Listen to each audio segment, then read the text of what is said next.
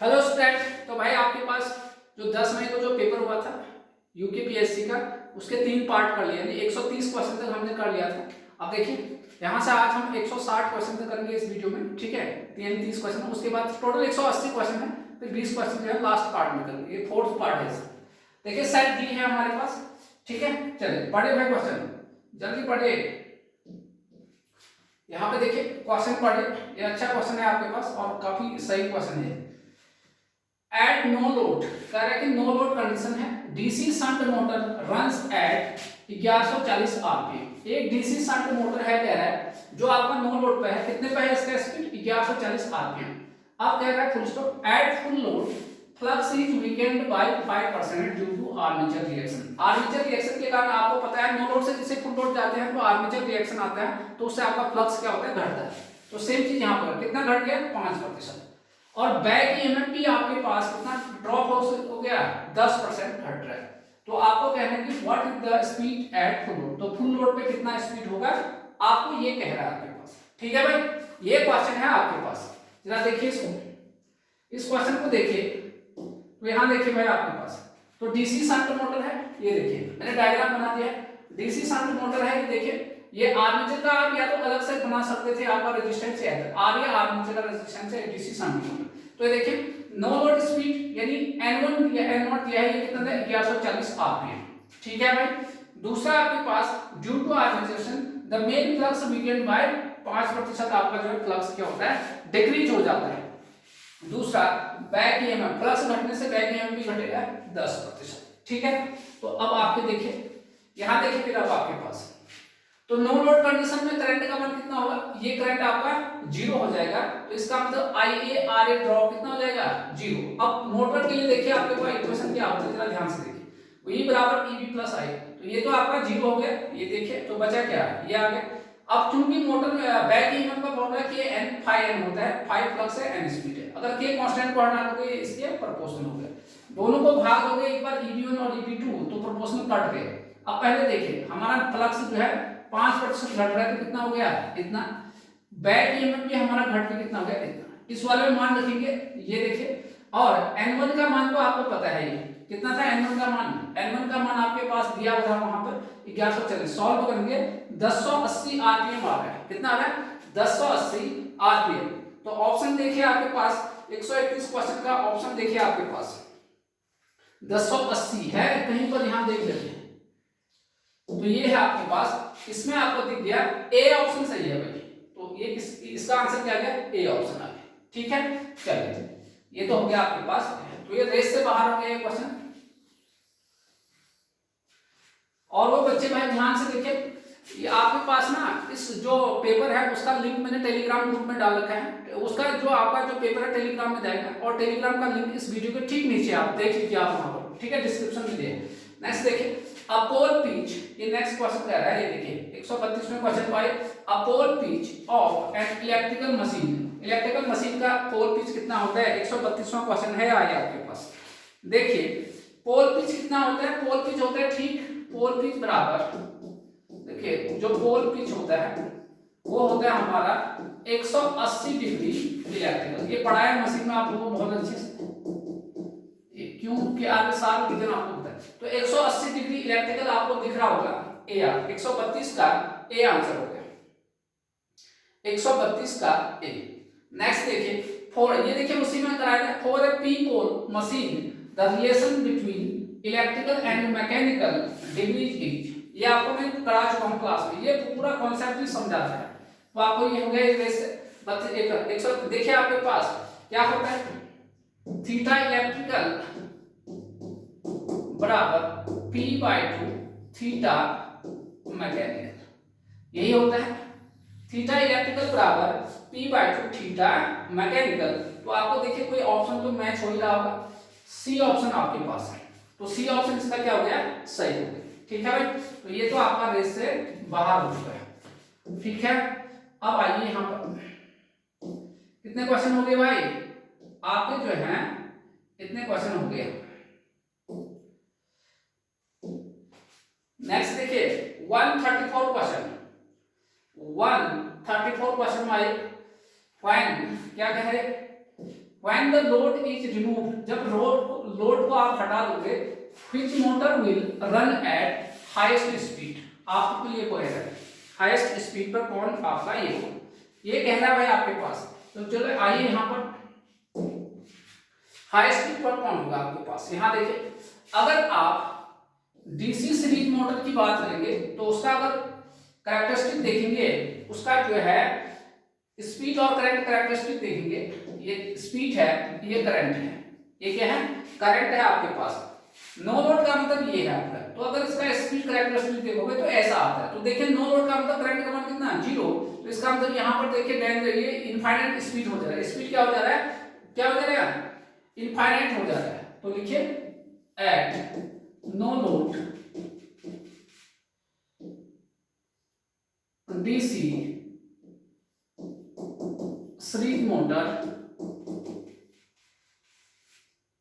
DC series motor की speed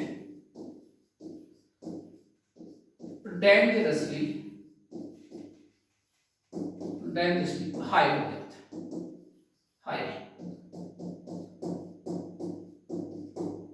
that is, कहने का मतलब क्या, अगर ये देखिए करंट कहां जा रहा है, 0 की ओर जा रहा है, तो आपका जो स्पीड है कहां पर रहा है आपके पास, इनफाइनाइट की ओर है। तो डीसी सीरीज मोटर का स्पीड जो है सबसे ज्यादा होता है। तो नो लोड पर कभी भी डीसी सीरीज मोटर को स्टार्ट नहीं करते हैं, ठीक है। देखिए तो पहले ऑप्शन देखिए आपके पास, डीसी सीरीज मोटर है आपके पास, फटाफट देखिए 134 का, 134 का बी आंसर हो गया। क्या आंसर हो गया, बी आंसर। बी आंसर पर टिक करिए, डीसी सीरीज मोटर है आपके पास, ठीक है। चलिए 134 का। Next question 135 a starter is used in DC motor. Starter का यूज क्यों करते हैं डीसी मोटर में, ये कह रहा है आपके पास। देखिए स्टार्टर का यूज किया जाता है स्टार्टिंग कैरेक्टरिस्टिक को इंप्रूव करने के लिए। लिखिए starting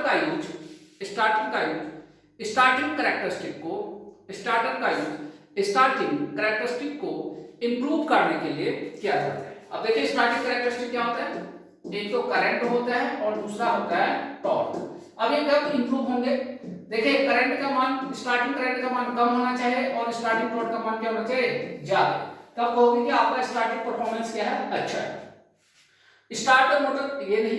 limit the speed of the motor, ये भी बिल्कुल नहीं। Limit the back EMF of the motor, नहीं। लिमिट द स्टार्टिंग करंट, यानी इसको क्या करना है, कम करना है। तो क्या आंसर आ गया बच्चों, डी आंसर हो गया। तो 135 का कितना हो गया, डी आंसर। लिखिए फटाफट, ये हो गया। तो 135 का D answer. Next question 136 in the following circuit the load voltage, आपको ये लोड वोल्टेज बताना है भाई। आपको बिल्कुल दिख रहा है, आपको 10 वोल्ट दिया जा रहा है, आपके पास लोड वोल्टेज बताना है आपके पास, ये कह रहा है आपके पास। तो लोड वोल्टेज कितना होगा ये पूछ रहा है आपके पास, लोड वोल्टेज कितना होगा ये पूछा जा रहा है।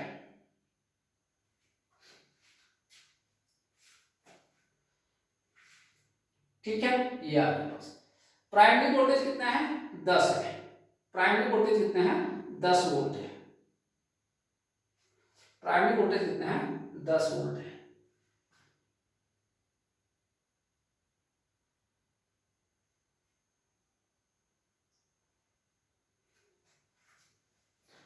यहां देखिए जरा ध्यान से, इस क्वेश्चन में देखिए, ये देखिए आपके पास ये कैसा वोल्टेज है, डीसी वोल्टेज है बच्चों, डीसी वोल्टेज। ट्रांसफार्मर डीसी पर वर्क नहीं करता है आपके पास, क्या करता है, डीसी वोल्टेज है। देखिए प्राइमरी पर जो सोर्स है वो आपका क्या है, डीसी वोल्टेज है, ये देखिए। तो डीसी पर वर्क करता ही नहीं है आपके पास, ध्यान रखिएगा। ट्रांसफार्मर डीसी पर वर्क नहीं करता है, तो इसका मतलब लोड में आपका कितना वोल्टेज आएगा, 0 वोल्टेज। तो आपको गलती से भी आप लिखना, अगर एसी वोल्टेज होता है तो वहां पर नंबर ऑफ टर्न्स रेशियो वाला निकाल के तब करते हैं। लिखिए क्योंकि प्राइमरी साइड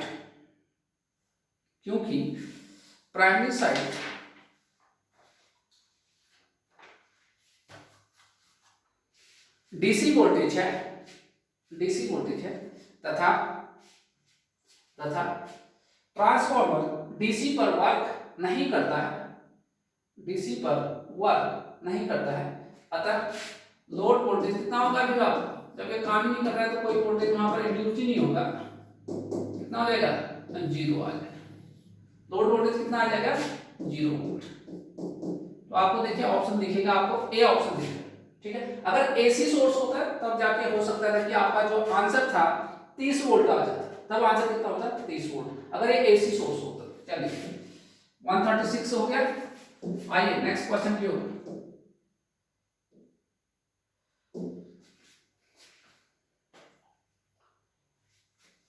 क्या कह रहा है, which of the following, पढ़िए भाई, which of the following machine must not be run without load। मैंने कहा था नो लोड पर किस, नो लोड पर किसके रनिंग करते हैं, डीसी सीरीज मोटर है कहीं पर ऑप्शन। ये देखिए, ये अभी तो दिखाया था आपको डायग्राम, तो आप देखिए डीसी सीरीज मोटर को, डीसी सीरीज मोटर को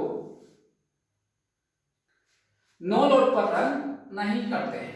तो डी आंसर आ गया 137 का। क्या आंसर आया, डी आंसर आ गया 137 का, डी आंसर आ गया।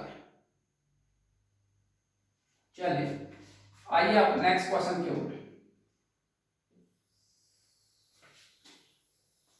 क्यों, क्योंकि डेंजरसली हाई क्या होता है, इसका स्पीड होता है। चलिए पढ़िए इस क्वेश्चन को। अ डीसी जनरेटर हैविंग, एक डीसी जनरेटर है जिसमें कितने पोल हैं, 8 पोल है, and running at 1000 RPM induces 250 volt. ठीक है, देखिए एक डीसी जनरेटर है जिसमें 8 पोल है और कितने पर रन कर रहा है, 1000 आरपीएम, और कितना इंड्यूस हो रहा है वोल्टेज, 250। अब कह रहा है when it is connected in lag configuration. ये सब घटना हो रहा है जब ये लैग कॉन्फ़िगरेशन में, कब है, लैग कॉन्फ़िगरेशन में। अब क्या कर रहा है, what is the value of EMF. अब इंड्यूस्ड ईएमएफ का क्या वैल्यू होगा, जब आपका कनेक्शन क्या है, वेव वाइंडिंग। कौन सा कनेक्शन है, वेव वाइंडिंग है आपके पास। तो सिंपल सा क्वेश्चन है, यहां देखिए, यहां देखिए भाई क्या क्या दिया है, solution given number of pole P की संख्या कितना दिया है, 8 दिया है आपके पास। ठीक है, स्पीड कितना दिया है, एन आपको कितना दिया है, 1000 आरपीएम, 1000 आरपीएम दिया है, और इंड्यूस्ड वोल्टेज ई कितना आ रहा है, 250 वोल्ट, 250 वोल्ट। ठीक है, ये होगा। अब क्योंकि ये केस है आपके पास लैब, इस समय कनेक्शन क्या है, लैब कनेक्शन। आपके पास जो कनेक्शन है वो क्या है बच्चे, लैब कनेक्शन। हम लोग को पता है लैब कनेक्शन में क्या होता है, नंबर ऑफ पैरेलल पाथ, ए को क्या बोलते हैं, पैरेलल पाथ, किसके बराबर होता है, पी के बराबर। ठीक है, ये हो गया। दूसरा देखिए, अब इसने कनेक्शन किसमें कर दिया, वेव में। कनेक्शन दूसरा आपका वेव वाइंडिंग है, तो वेव वाइंडिंग में नंबर ऑफ पैरेलल पाथ जो है हमेशा फिक्स रहते हैं, 2 रहते हैं आपके पास। कितने होते हैं, 2 होते हैं आपके पास। ठीक है, चलिए अब भाई इंड्यूस्ड ईएमएफ का फॉर्मूला क्या होता है, ई बराबर, क्या फॉर्मूला होता है भाई, ई बराबर एनपी जेड फाई 60 ए, ये आपके पास है। एन स्पीड हो गया, पी पोल हो गया, Z number of conductor, F flux हो गया, फ्लक्स पर पोल, ये 60, तो आपको कांस्टेंट है, ए क्या है, नंबर ऑफ पैरेलल पाथ, ये हो गया आपके पास। ठीक है, तो चेंज क्या हुआ, यहां पर ए पी के बराबर है और वहां पर ए क्या है, 2 के बराबर, बाकी तो आपके पास सही है। ठीक है भाई, इतना आपको ध्यान रखना है। तो आपको जो है ये, चलिए ये कब किसके लिए है, ये लैब वाइंडिंग के लिए, ये एल ई लैब के लिए है। आपको निकालना है ई वेव के लिए कितना होगा, ये कहना है। ठीक है, ई वेव का फॉर्मूला देखिए क्या होगा, एन, एन तो चलो कांस्टेंट रखिए, एन आपका क्या है, कांस्टेंट ही है भाई आपके पास। ठीक है, एन तो आपका क्या है, कांस्टेंट ही है। पी ठीक हो गया, जेड 5 ये हो गया 60। अब यहां पर ए की जगह कितना रखोगे, 2 रखोगे, यानी 2 चेंज हो गए। यहां पर तो ये सही है, ये किसके लिए है, ई, ये कर दो आप एल के लिए। तो आप दोनों को भाग करिए, E W upon E L. E W का मान N P Z 5 60 into 2 into L का मान क्या है, 60 इंटू ए की जगह क्या रखो यहां पर, N P Z 5 upon 60 into P, 60 into P N P Z 5। अब जरा यहाँ देखिए क्या होने वाला है, NP/ZY और NP/ZY कैंसिल हो गए, तो यहाँ पर EW/EL कितना 60, P का मान क्या वहां से 8 है, ये देखिए अपॉन 60 इंटू 2, तो 60 से 60 कैंसिल, तो कितना गया 4 आ गया। तो अब आपके पास देखिए तो ई वेव का मान क्या आ गया 4 गुना ई लैब, लैब का मान कितना है 250, 4 गुना 250 तो 25 चौको 100, तो 1000 वोल्ट आ गया आपके पास। 1000 वोल्ट आ रहा है किसमें आपके पास वेव क्वांटिटी में, है कोई ऑप्शन 1000 बिल्कुल है भाई, ए ऑप्शन सही है, 138 का ए आंसर। ठीक है 138 का आपका जो है ए आंसर सही होगा। ठीक है भाई बच्चों 138 का ए आंसर हो गया, 138 का ए आंसर। चलिए नेक्स्ट क्वेश्चन क्यों भाई,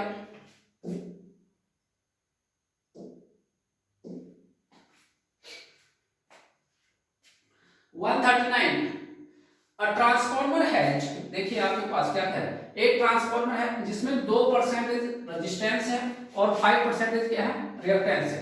ये जो परसेंटेज में वैल्यू दिया होता है ये पर यूनिट वैल्यू होते हैं, कौन से वैल्यू होते हैं ये आपको ध्यान रखना, पर यूनिट वैल्यू जो हमेशा क्या है परसेंटेज में होता है। Voltage regulation eight full load and 0.8 power factor lag पर आपको वोल्टेज रेगुलेशन बताना है। तो देखिए कितना तो पता ही है, transformer at lagging power factor, voltage regulation क्या होता है ट्रांसफॉर्मर में RPU cos phi plus XPU sin, ये तो आपके पास ही है। देखिए RPU का मान कितना दिया है जरा ध्यान से देखिए, RPU परसेंटेज में दे रखा है कितना है आपके पास 2% है।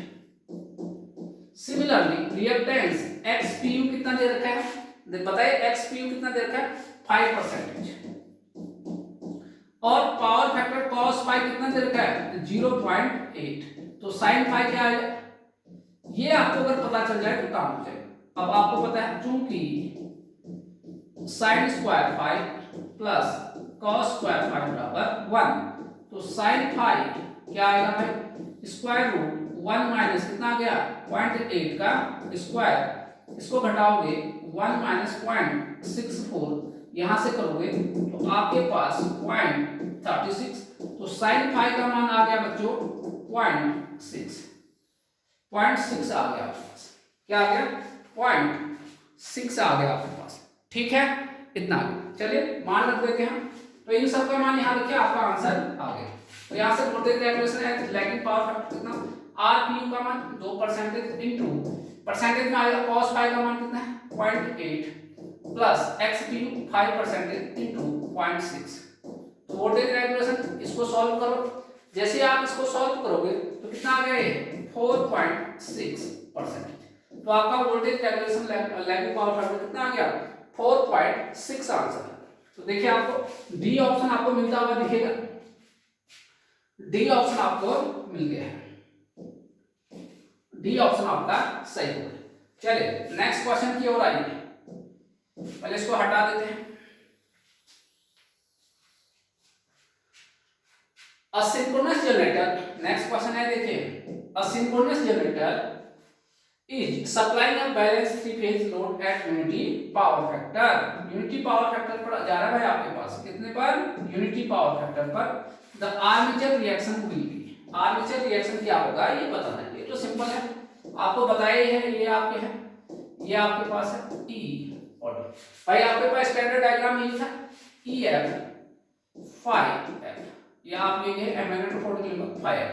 यहाँ पर देखिए यूनिटी पावर फैक्टर है, यूनिटी पावर फैक्टर का मतलब कोई भी आपका क्या होगा फेज शिफ्ट नहीं होगा, तो आपका जो आर्मेचर करंट है इसी डायरेक्शन में होगा जिस डायरेक्शन में ये है आपके पास, यही तो बात है। तो देखिए तो कितना एंगल बनना है इसके बीच में और इसके बीच में 90, और 90 डिग्री को मशीन की भाषा में क्या कहते हैं क्रॉस मैग्नेटाइजिंग, क्या बोलते हैं क्रॉस मैग्नेटाइजिंग, है कहीं पर ऑप्शन ये आपके पास, तो क्रॉस मैग्नेटाइजिंग नेचर का होगा। सी आंसर को टिक कर दीजिए, किस आंसर को सी, पूरा पढ़ा रखा है आपको सिंक्रोनस मशीन में, आपको डिटेल में पता है कैसे आपके पास ये सब चीज, ये स्टैंडर्ड डायग्राम होता है, आपको ध्यान रखिएगा। ठीक है भाई, चले क्रॉस मैग्नेटाइजर हटा दे इसको, ये भी हो गया। नेक्स्ट क्वेश्चन की ओर आइए।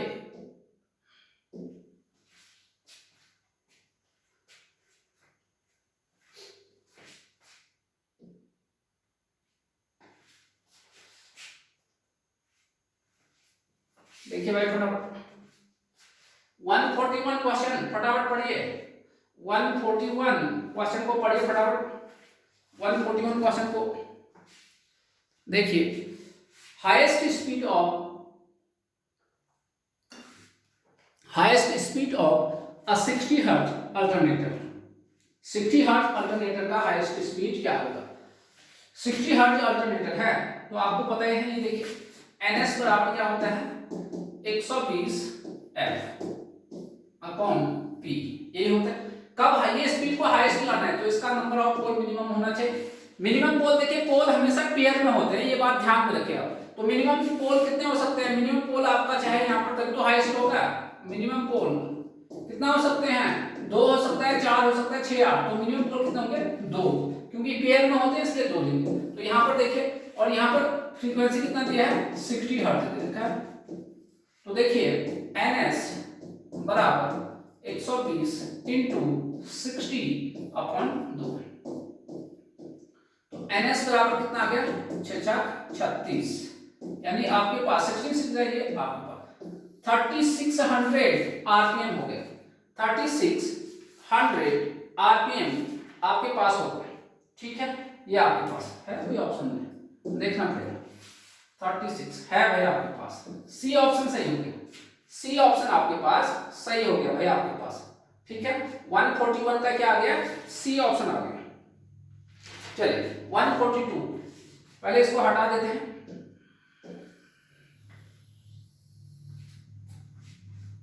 Which type of cooling is used in power transformer? ये आपका यूपीसीएल एयू का भी क्वेश्चन है, पावर ट्रांसफॉर्मर। तो देखिए oil natural and air natural, ये भी करते हैं, ये भी सही है। ये भी oil natural and air force, ये भी करते हैं। Oil force and air force, ये भी करते हैं। तो इसका आंसर क्या हो गया? ऑल। इसका आंसर क्या हो गया? All of the above. Done, हटा दीजिए इसको। Next 143, the higher capacity DC machine prefer. The higher capacity, ये देखिए 143 higher capacity. Higher capacity DC machine में कौन सा वाइंडिंग होता है? कह रहा है लैप वाइंडिंग, वेव वाइंडिंग या कंपाउंड वाइंडिंग, या इसमें से कोई भी। देखिए होता है कि आपका जो लैप वाइंडिंग है, लैप वाइंडिंग देखिए भाई आपके पास जो लैप वाइंडिंग है, इसमें आपका जो है चाहिए होता है इक्विलाइजर।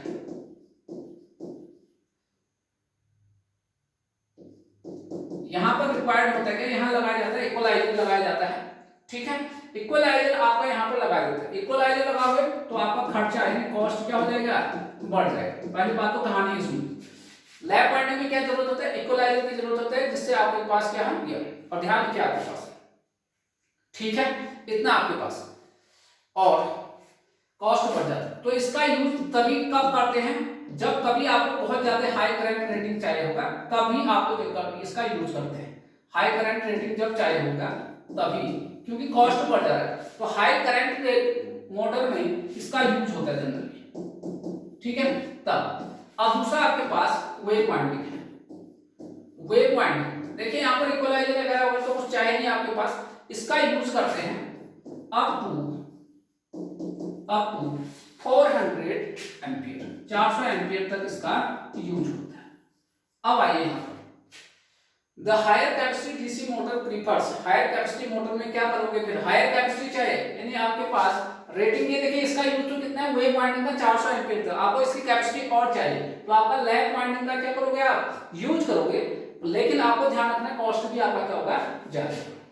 ये अगर आपको कहता है 400 एम्पियर तक ही चाहिए तो आप क्या करते हैं? वेव वाइंडिंग करते, ठीक है भाई, इतना आपको 100। तो 143 का क्या आंसर आ गया? ए, ठीक है। चलिए नेक्स्ट देखिए,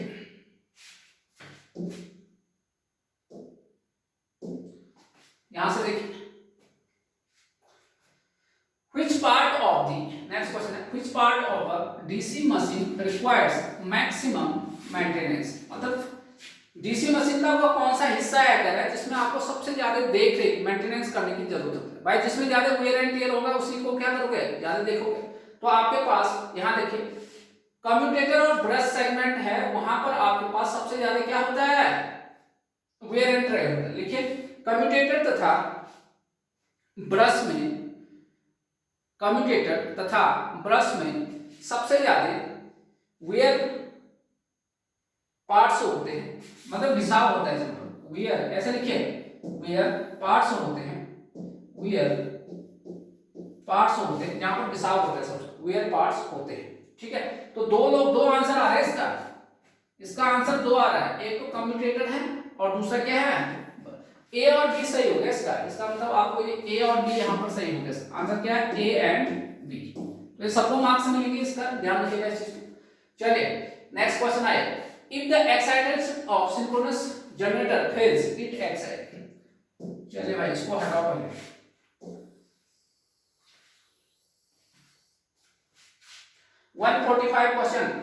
क्वेश्चन नंबर 45 145 क्या कह रहा है, यदि if the excitation of synchronous generator fails, synchronous generator का excitation अगर फेल हो जाएगा तो ये synchronous generator किसकी तरह काम करेगा, ये कह रहा है। ठीक, देखिए क्या होगा, अगर सिंक्रोनस मोटर का एक्साइटेशन क्या हो जाएगा, फेल्स हो जाएगा, तो वहां पर जो लॉकिंग होता है किसके बीच में, रोटर और रोटेटिंग मैग्नेटिक फील्ड के बीच में जो लॉकिंग होती है वो टूट जाएगा। एक बात तो ये, ठीक है, ठीक हो गया भाई।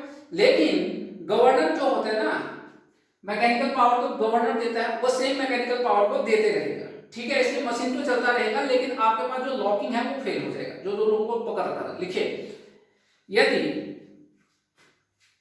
सिंक्रोनस जनरेटर का एक्साइटेशन फेल हो जाएगा,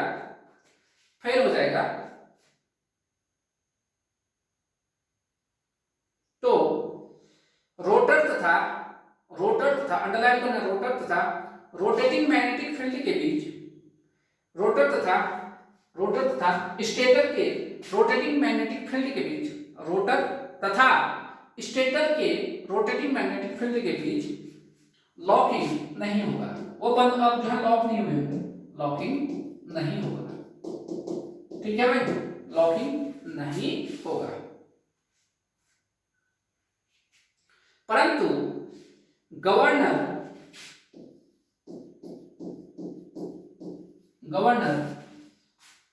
ये राज्यपाल वाला गवर्नर नहीं है, परंतु गवर्नर अभी भी रोटर को, परंतु गवर्नर अभी भी मैकेनिकल पावर सप्लाई करते रहेगा। इस कारण से रोटर का स्पीड सिंक्रोनस स्पीड से ज्यादा हो जाएगा, सिंक्रोनस स्पीड से क्या होगा, ज्यादा। तो अब देखिए रोटर को दिया जा रहा है पावर, कौन दे रहा है, गवर्नर, जिस कारण से स्पीड क्या हो गया इसका, ज्यादा हो गया, सिंक्रोनस स्पीड से ज्यादा हो गया। अब देखिए स्लिप का फॉर्मूला क्या होता है, क्योंकि स्लिप क्या होता है, ns minus nr upon ns, कौन ज्यादा है, रोटर वाला ज्यादा है भाई, रोटर ज्यादा है, ये कम है, तो ये क्या हो गया, स्लिप नेगेटिव लेस देन 0, ये ज्यादा है ना, तो स्लिप क्या हो गया, नेगेटिव आ गया आपके पास, स्लिप क्या हो गया, नेगेटिव। स्लिप जैसे ही नेगेटिव आ गया बच्चों, तो इसका मतलब क्या है, स्लिप नेगेटिव होने का मतलब कि आपका ये क्या हो गया, अब ये आपके पास हो गया, देखिए स्पीड तो आपका अलग अलग है, तो स्पीड आपका ये क्या बन गया, आपका इंडक्शन मोटर, इंडक्शन क्या बन गया आपके पास, इंडक्शन जनरेटर बन गया, ये आपके पास क्या बन गया, इंडक्शन जनरेटर। स्लिप नेगेटिव होने का मतलब क्या है, ये इंडक्शन जनरेटर की तरह क्या करेगा, वर्क करेगा। लिखे ना, क्योंकि स्लिप नेगेटिव आ रहा है, अतः यह इंडक्शन जनरेटर की तरह काम करेगा, क्योंकि नेगेटिव रीजन में क्या होता है, इंडक्शन होता है। ठीक है भाई, स्लिप नेगेटिव का मतलब इंडक्शन, टॉर्क स्लिप कैरेक्टरिस्टिक तो देखा ही आपने, पढ़ाया रखा आपने। चलिए कितना हो गया, 145 तक हो गया। नेक्स्ट देखिए 145 हो गया, 146 देखिए, 146, फटाफट देखिए 146 को देखिए बच्चों, which of the following machine can be considered as constant speed machine? constant speed machine किसे कहते हैं, जिसका कैरेक्टरिस्टिक क्या है, जिसका स्पीड का कैरेक्टरिस्टिक क्या आएगा, कांस्टेंट है, वो हो जाएगा आपके पास। तो आपने देखा होगा शंट मशीन का, देखा होगा आपने तो, ठीक है। ये आता है डीसी शंट मशीन का, देखिए ये है स्पीड, ये देखिए आपका कैरेक्टरिस्टिक आपके पास ही है, और यहाँ पर बच्चे क्या है आर्मेचर करंट। ये अगर इसका कैरेक्टरिस्टिक देखोगे, अगर मान लो स्टैंडर्ड वाले पे है कुछ ऐसा आता है, लगभग लगभग क्या होता है, ये क्या होता है भाई बच्चों, लगभग लगभग इसका स्पीड जो है कांस्टेंट आता है। तो डीसी आपका शंट मोटर, ठीक है, आर्मेचर करंट है,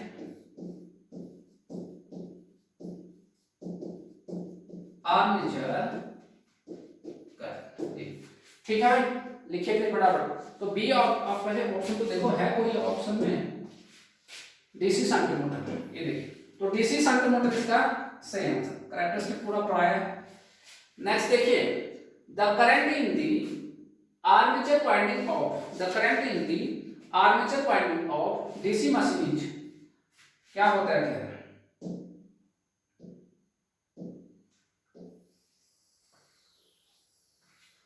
the current in the armature winding of a DC machine half wave rectified DC AC। ये देखिए आर्मेचर में कौन सा करंट होता है भाई आपके पास, आर्मेचर वाइंडिंग में क्या होता है, डीसी मशीन के एसी करंट होता है। लिखिए आप डीसी वाइंडिंग के, डीसी मशीन के आर्मेचर वाइंडिंग में एसी करंट होता है। कौन सा करंट होता है, AC.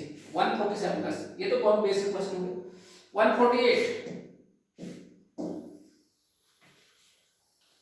148 in the forward region a diode appears as. तो आपको डायोड क्या करता है, ये तो यहां देखिए भाई, डायोड का कैरेक्टरिस्टिक एक साधारण डायोड का ये होता है, ये कुछ ऐसा होता है। यहां देखिए आपके पास, इसका ध्यान से देखिए, अगर मैं आई वी कैरेक्टरिस्टिक है, ये देखिए, तो यहां से साफ पता चला करंट बढ़ रहा है, ये फॉरवर्ड है और ये क्या है रिवर्स बायस है, ये आपका रिवर्स बायस है और ये फॉरवर्ड बायस है। तो देखिए फॉरवर्ड बायस में करंट आ रहा है, इसका मतलब सर्किट ऑन है, और यहाँ पर रिवर्स बायस में क्या है, करंट नहीं है, बिल्कुल जीरो है, तो आपके पास ये ऑफ स्टेट में। तो क्या करें, in the forward region a diode appears as, appear diode किसकी तरह काम करता है, an on state switch, on state switch की तरह काम करता है। 148 का डी आंसर आ गया, 148 का डी आंसर, चलिए 148 का डी आंसर। नेक्स्ट क्वेश्चन पढ़ते रहिए भाई, पढ़े पहले क्वेश्चन को पढ़िए।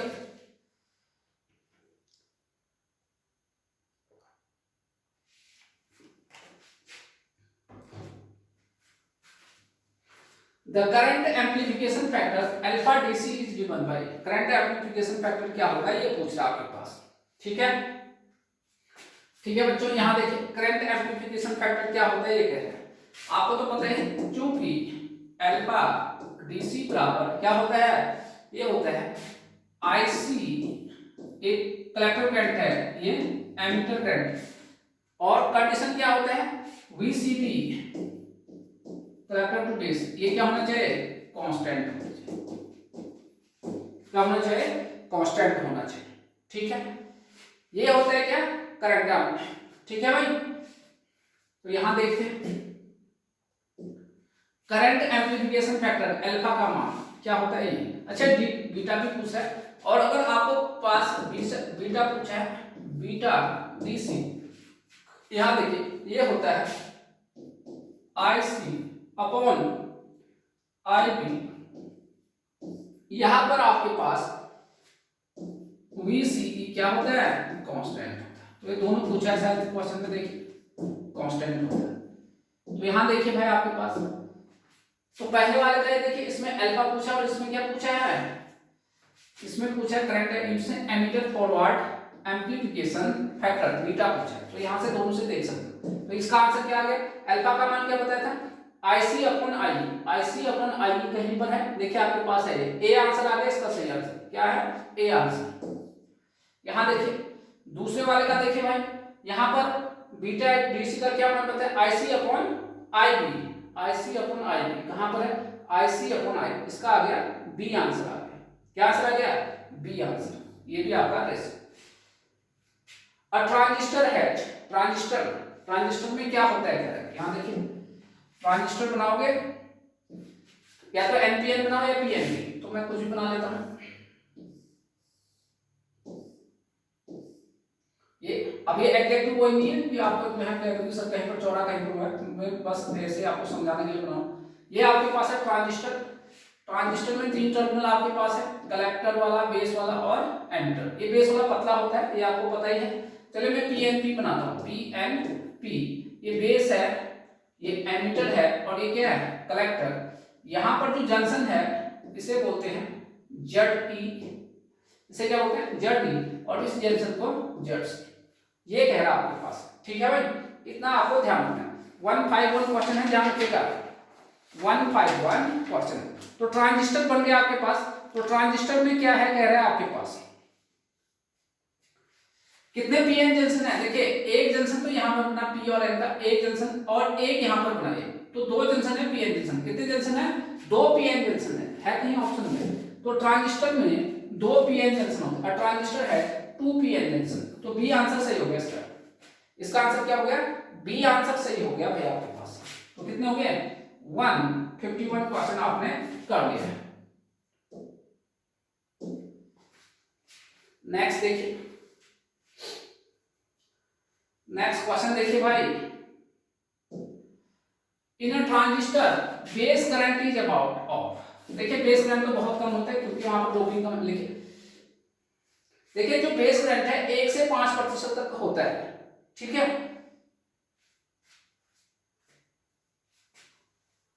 देखिए बेस करंट एमिटर या कलेक्टर का, बेस करंट एमिटर या कलेक्टर करंट का 1 से 5%, 1 से 5% तक होता है।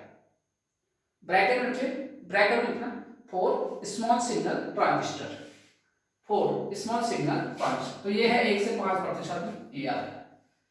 नेक्स्ट देखिए, नेक्स्ट देखिए भाई, कह रहा है कि जेनर डायोड किसकी तरह काम करता है, ये तो बताया जेनर डायोड रिवर्स बायस होता है, ध्यान रखिएगा। और जेनर डायोड का यूज किसकी तरह करते हैं, वोल्टेज रेगुलेटर की तरह करते हैं। देखिए रेक्टिफायर तो नहीं होता, वो आपका साधारण वाला डायोड रेक्टिफायर की तरह काम करता है। तो वोल्टेज रेगुलेटर हो गया आपके पास। जेनर डायोड ध्यान रखना रिवर्स बायस में वर्क करता है, ये पढ़ा रखा है सब क्लास में। नेक्स्ट देखिए, what is the full form of PLCC. PLCC का क्या होता है ये कह रहा है। तो पीएलसीसी का फुल फॉर्म क्या होगा भाई आपके पास, देखिए पीएलसीसी का फुल फॉर्म लिखिए, पावर लाइन, नहीं देखिए पीएलसी का फुल फॉर्म लिखिए, पीएलसीसी का फुल फॉर्म यहां पर लिख देते हैं। जो पीएलसीसी है उसका फुल फॉर्म लिखिए, पीएलसीसी इसका होता है power line, power line carrier communication, carrier communication. ध्यान से देखिए ऑप्शन में कहीं नहीं मिल रहा होगा, पावर लाइन कैरियर कम्युनिकेशन कहीं भी नहीं आपको। तो इसका आंसर क्या है, डी आंसर आ गया आपके पास, 154 का डी आंसर आ गया आपके पास, ठीक है। नेक्स्ट देखिए,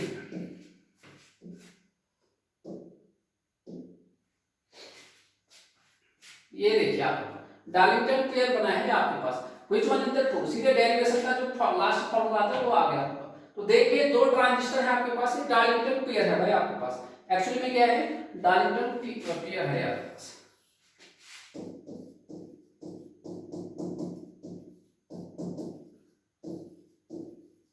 डार्लिंगटन पेयर, ये डार्लिंगटन पेयर है आपके पास।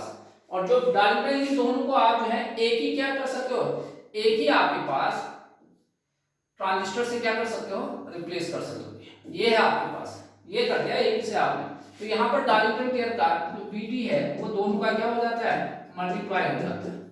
ये डेरिवेशन है, ये कराया हुआ है सब क्लास में कराया। डार्लिंगटन पेयर का आपके पास ये आ गया, ठीक है। B1 क्या है, बीटा 1 क्या है, देखिए beta 1 current gain of transistor Q1 ये दिया भी है, बीटा वन बराबर current gain of transistor Q1, beta two लिखिए current gain of transistor Q2, और ये क्या है आपके पास, ये तो आपके पास ये BT क्या है, current gain of Darlington transistor, current gain of Darlington. तो आपको सी ऑप्शन यहां से क्या हो गया, सही हो गया।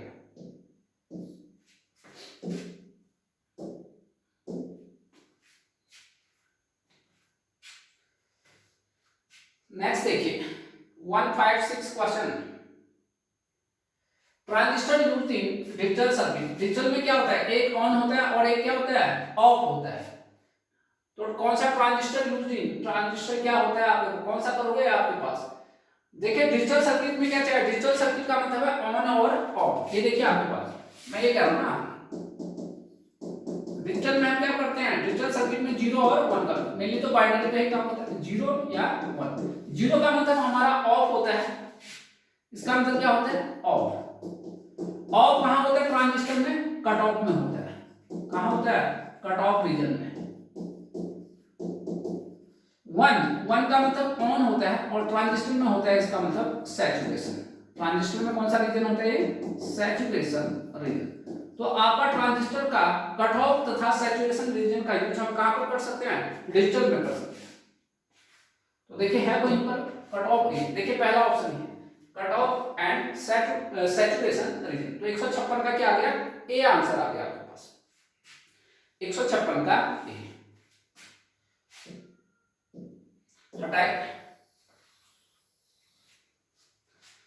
नेक्स्ट देखिए an ideal regulated power supply, ideal regulated power supply is one, ठीक हो गया, which has the voltage regulation, voltage regulation. तो आइडियल है, देखिए आपके पास वोल्टेज रेगुलेशन। भाई आपके पास वोल्टेज रेगुलेशन का फॉर्मूला क्या होता है, V no load minus V full load upon V full load. ये होता है, हम चाहते हैं कि ये वाला डिफरेंस कम से कम आ जाए, ये कम से कम होगा तभी तो नो लोड और फुल लोड वोल्टेज क्या होंगे बराबर, जितना वोल्टेज आप देना चाहते हो वो सीधे लोड पे जाएगा।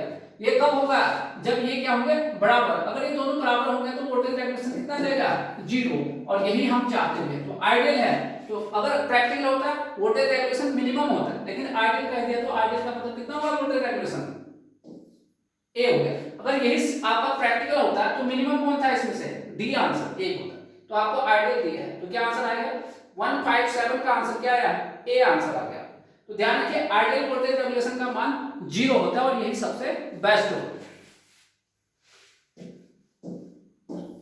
ठीक है भाई, ये देखिए आइए, which one of the following is the correct relationship. आपका कह रहा है कि निम्न में से कौन सा अल्फा और बीटा में कौन सा सही रिलेशन होता है आपके पास, ये कह रहा है। ये देखिए बीटा बराबर क्या होता है, अल्फा 1 माइनस अल्फा का मान लेस देन 1 होता है और बीटा का मान क्या होता है, बहुत ही हाई होता है। ठीक है, इतना आपको ध्यान रखना। क्रॉस मल्टीप्लाई कर लेते हैं, बीटा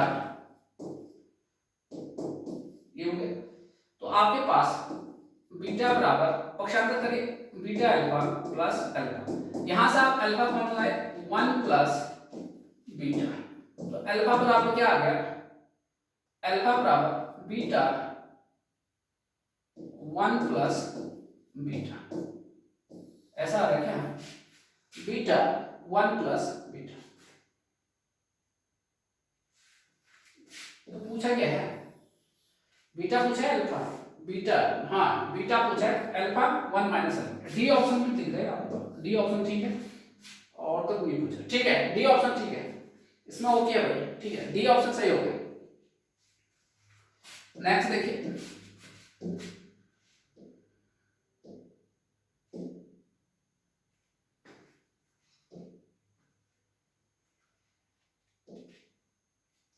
चलिए, ये है आपके पास 159 क्वेश्चन है। इन अ कॉमन बेस कॉन्फ़िगरेशन, एक कॉमन क्या है, बेस कॉन्फ़िगरेशन है। करंट आपके amplification factor is 0.9, current amplification कितना है 0. वो अल्फा की बात कर रहा है, अल्फा इतना है। इफ एमीटर करंट आपका कितना है 1 milliampere, find the value of I, यानी बेस करंट आपको निकालना है, और ये आपको ऑप्शन दिया है। तो ये बहुत अच्छा क्वेश्चन है, आपको ये सब करा रखे हैं क्लास में, सारे क्वेश्चन आपको ऑलरेडी पढ़ा चुके हैं आपका, इसलिए तो कह रहा हूँ जो नोट्स जिसने मुझसे पढ़ा होगा आपका ना, उसका तो फिर कल्याण हो गया होगा। तो देखिए सॉल्यूशन देखिए, अल्फा बराबर 0.9 ये दिया है, एमीटर करंट भी दिया आपके पास, कितना दिया है 1 मिली एम्पियर, 1 मिली एम्पियर। तो आपको क्या निकालना है, बेस करंट निकालना है, ये कह रहा है आपके पास, यही चीज तो मुझे कहा है। ठीक है, चलिए सबसे पहले देखिए IE बराबर क्या होता है, IC प्लस, यानी आपका एमीटर करंट क्या होता है, कलेक्टर करंट प्लस बेस, यही होता है। चलिए और क्या क्या जानते हो, बीटा बराबर क्या होता है, IC अपॉन IB, ये भी आप जानते हैं। ठीक है, तो यहां से आपके पास IC बराबर कितना आ गया, IB into beta, IB into beta आ गया। ठीक है, इतना आपको ध्यान रखना है। अब बीटा निकालना पड़ेगा मुझे, तो बीटा तो अभी आपने फॉर्मूला देखा, बीटा बराबर क्या फॉर्मूला होता है भाई, अल्फा 1 माइनस,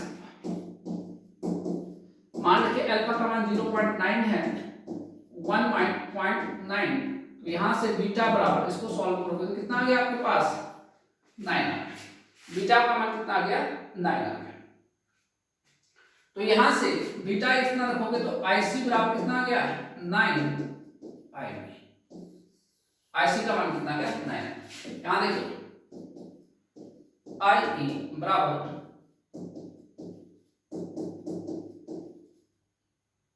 बराबर 10 IB, तो IE का मान कितना आ गया 10 IB आ गया।